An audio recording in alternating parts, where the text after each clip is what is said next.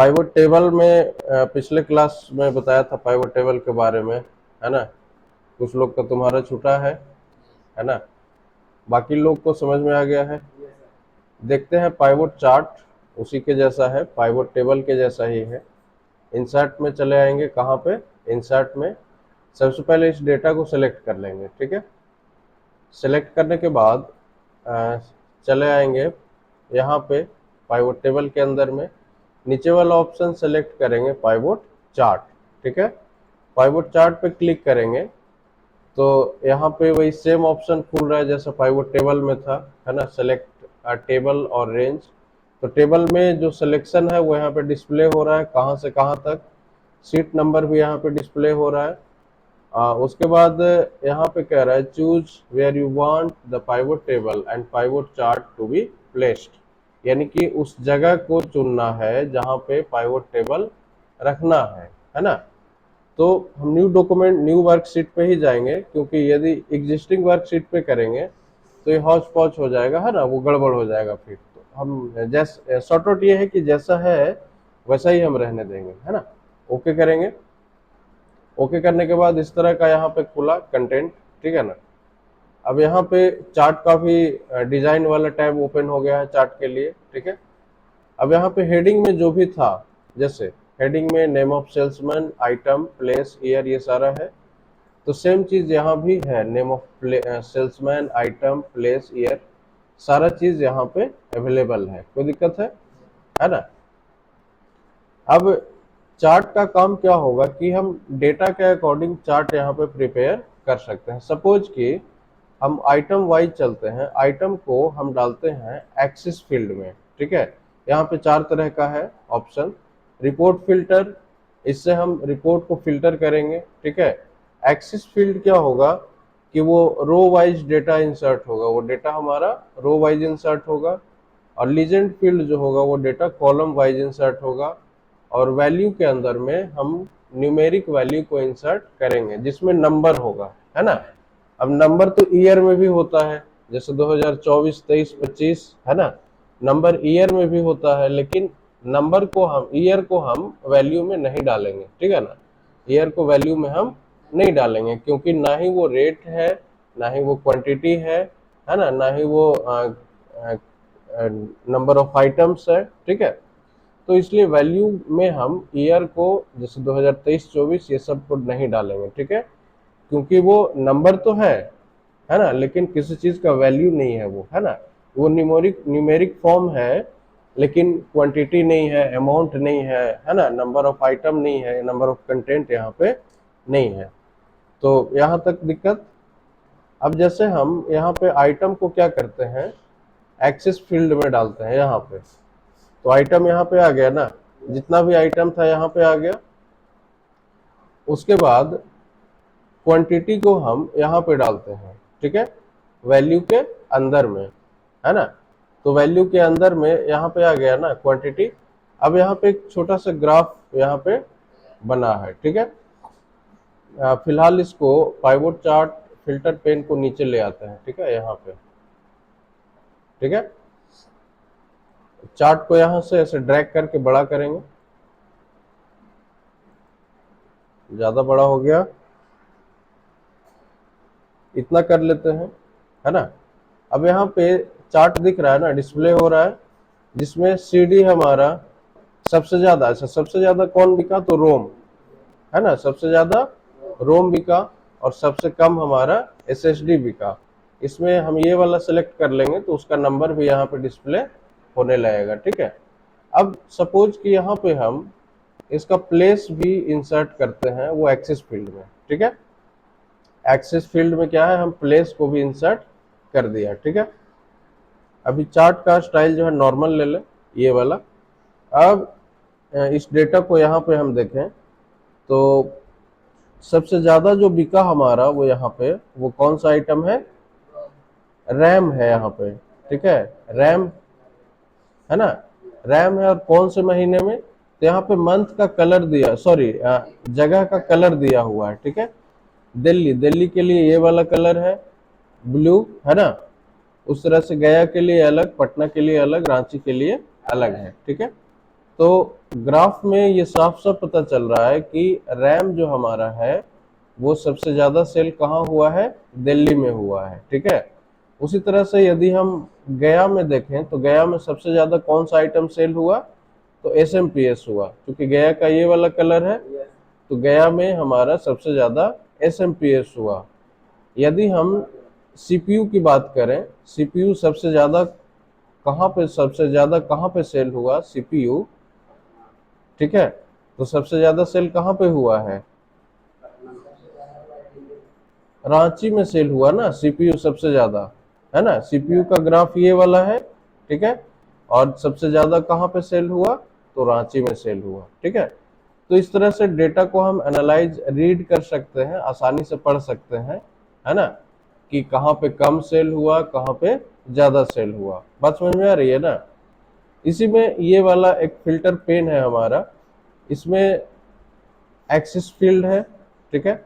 Axis field में यहाँ पे हम क्लिक करेंगे और मान लिया कि हमें सिर्फ कीबोर्ड, मॉनिटर और माउस, ये 3 आइटम का सेल यहाँ पे दिखना चाहिए। तो तीनों को सिलेक्ट कर लेंगे और ओके करेंगे, ठीक है। तो यहाँ पे अब जो सेल हमें दिख रहा है वो 3 ही आइटम का है ना, है ना। बाकी जितने भी आइटम थे वो यहाँ से गायब हो चुके हैं। यहाँ भी देखो, तो यहाँ भी क्या है, कीबोर्ड, मॉनिटर और माउस का ही सेल यहाँ पे सिर्फ दिख रहा है, ठीक है ना। यहाँ तक किसी तरह का समस्या है ना। इसको थोड़ा साइड करें तो यहाँ पे इसका ग्रैंड टोटल, यहाँ पे काम करते हैं, इसको बॉर्डर में ले लें, है ना। ये ऑल बॉर्डर कर दिया। तो यहाँ पे कीबोर्ड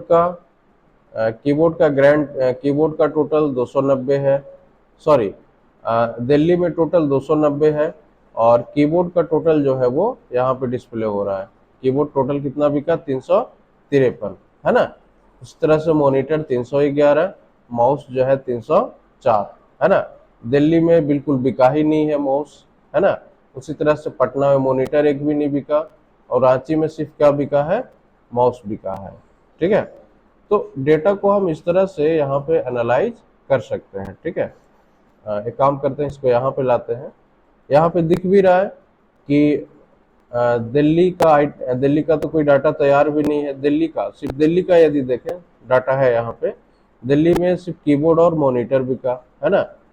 और यदि हम चलें रांची में, तो रांची में सिर्फ और सिर्फ माउस बिका। बात समझ में आ रही है ना।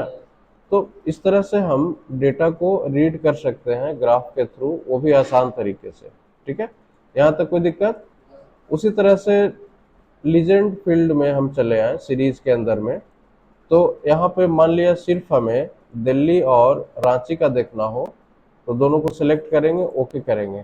तो यहाँ पे अब जो डेटा दिख रहा है वो सिर्फ दिल्ली और रांची का दिख रहा है, ठीक है। ये फिल्टर एक्चुअली लगा हुआ है। फिल्टर को हम यहाँ से भी अप्लाई कर सकते हैं, इस पेन का विशेष जरूरत नहीं है। यहाँ से हम इसको फिलहाल क्लोज कर लेते हैं, और यहाँ पे भी हम सेम काम कर सकते हैं। यहाँ से ओके करेंगे, ओके हो जाएगा। और यहाँ से भी फिल्टर हम रिमूव कर लेते हैं यहाँ से, ठीक है। क्लियर फिल्टर फ्रॉम प्लेस, ठीक है। तो मेरे ख्याल से यहाँ तक किसी तरह का दिक्कत नहीं ना। अब यहाँ से फिलहाल इन तीनों को यहाँ से रिमूव कर लें, ठीक है। हम अनमार्क कर देते हैं। अब क्या चाहते हैं कि ईयर वाइज हमारा सेल दिखे, है ना। कौन से साल में कौन सा आइटम कितना सेल हुआ और कितने रुपए का हुआ, वो भी देख सकते हैं। तो फिलहाल हम ये देखते हैं कि कौन से साल में, तो कौन से साल को हम क्या रख देंगे, साल को हम ईयर को रख देंगे लीजेंड फिल्टर में, ठीक है। उसके बाद कौन सा आइटम, तो आइटम को रख देंगे एक्सिस फील्ड में, ठीक है। और कितने रुपए का बिका, तो क्वांटिटी को, सॉरी, सेल अमाउंट को रख देंगे हम यहाँ पे, ठीक है। तो यहाँ पे एक डेटा तैयार हो गया ना, ठीक है। रैम के साथ साथ 2 साल, यहाँ पे 2 साल का ही डेटा हमने दिखाया, 2023 और 24 का, ठीक है। तो दोनों यहाँ पे डिस्प्ले हो रहा है। थोड़ा सा इस छोटा करके यहाँ पे डेटा दिखा ले। यहाँ पे CD 2023 में इतने रुपए का बिका, 2024 में 49,117 रुपए का बिका। टोटल 2023 और 24 को मिला के 87,941 रुपए का सेल हुआ। बात समझ में आ रही है ना। तो जैसे SSD है तो SSD कितना है 33,239 2023 में सेल हुआ, और 2024 में 35,628 सेल हुआ, ठीक है। लेकिन एक आइटम है रोम जो कि 2023 में बिका ही नहीं, है ना। 2023 में बिका ही नहीं, लेकिन 24 में काफी ज्यादा बिका है, 95,000 बिका है ना, 95,544 बिका, ठीक है। क्या बोलो? सबसे ज्यादा नहीं, यदि दोनों ईयर का माने तो सबसे ज्यादा हमारा CPU सेल हुआ है ना। अब इसको थोड़ा सा इधर ड्रैग कर लेते हैं, और इधर से भी थोड़ा सा एडजस्ट करके यहाँ से हम ड्रैग कर ले इधर, ठीक है। अब पूरा चार्ट यहाँ पे दिख रहा है। चार्ट के थ्रू भी हम देख सकते हैं कि कौन से साल में कितना सेल हुआ है। अब जैसे रोम की बात करें तो रोम सबसे ज्यादा रुपए का बिका, है ना। कौन से साल में? तो 2024 में, ठीक है। और सबसे कम कौन सा आइटम बिका है? माउस बिका है यहाँ पे, है ना। वो कौन से साल में? तो 2023 में, ठीक है। तो इस तरह से हम डेटा को एनालाइज कर सकते हैं, समझ के हम कर सकते हैं, ठीक है। डिजाइन के अंदर में आए तो इसका चार्ट का स्टाइल यहाँ से हम बदल सकते हैं, ठीक है। जैसे ये वाला ले लें, ठीक है। तो और भी है नीचे में, इस तरह का हम ले सकते हैं, ठीक है। लेकिन सबसे बेस्ट जो मेरे हिसाब से है वो ये वाला है, ठीक है, क्योंकि इसमें हर एक कलर अलग दिखता है। अब इसमें थोड़ा सा आइडेंटिफाई करना मुश्किल है, ठीक है ना। या फिर ये भी ठीक है, ये वाला भी सही है ना, है ना। ये वाला भी सही है, इस तरह से हम यूज कर सकते हैं। यहाँ तक किसी तरह का दिक्कत है नहीं ना। तो पाइवोट चार्ट में लगभग हर चीज हो चुका है। हम इसको मंथ वाइज भी कर सकते हैं। मान लिया ईयर को यहाँ से हटा के यहाँ से हम टिक आउट कर दें, और इस चीज को मंथ को यहाँ पे लीजेंड फील्ड में डाल दें, तो डेटा हमारा मंथ वाइज यहाँ पे प्रिंट होगा। जनवरी के लिए अलग कलर है, फरवरी के लिए अलग, मार्च के लिए अलग, है ना। उस तरह से उस बेसिस पे हम डेटा को रीड कर सकते हैं, आसानी से समझ सकते हैं, ठीक है। तो यहाँ तक किसी तरह का दिक्कत है नहीं ना। तो पाइवोट चार्ट हमारा क्लियर हो गया।